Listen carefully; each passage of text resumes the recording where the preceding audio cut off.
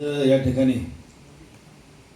Pune Nashik railway संदर्भात चर्चा करण्यासाठी आंदोलन करण्यासाठी आपण या ठिकाणी उपस्थित आहोत।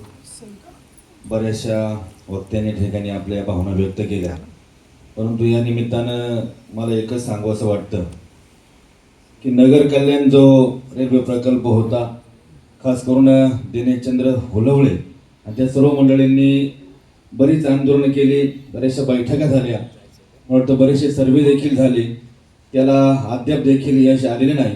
परंतु आपला हा जो पुणे नाशिक रेल्वे मार्ग आहे, मला वाटतं शिवाजीदादा आढळराव पाटील आणि त्यानंतर अमोलजी कोल्हे यांनी त्याचा पाठपुरावा केला, सगळ्या गोष्टी झाल्या, परंतु कुठेतरी मला वाटतं संगमनेर आणि लोणीच्या या राजकारणामध्ये आपण त्यामध्ये भरवले जातोय काय, असं मला निश्चितपणे त्या ठिकाणी वाटतं।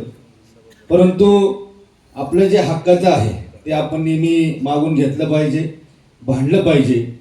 मंजुरी होऊन आली, पैसे वाटप झाले, आता अचानक त्यांना GMRT जर आठवली असेल तर नेमकं सरकार करतंय काय, हा देखील प्रश्न तुमच्या आमच्या सामान्य माणसाच्या मनामध्ये आल्याशिवाय राहणार नाही।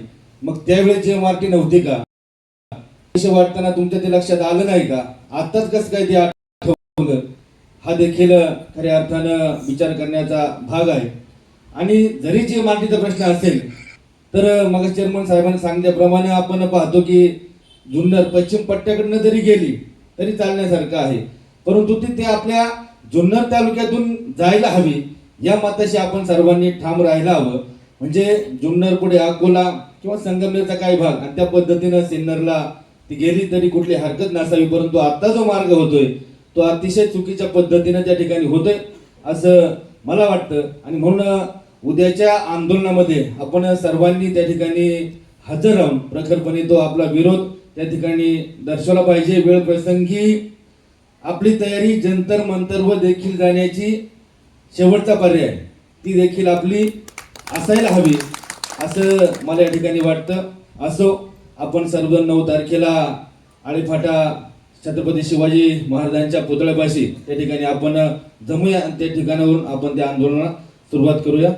आपण अगदी कमी वेळामध्ये वाटतं स्टेटसवरती किंवा छोट्याशा याच्यावरती आपण सर्व उपस्थित राहिलात, आपलं सर्वांचं या ठिकाणी आभार मानतो, या ठिकाणी थांबतो। रामकृष्ण।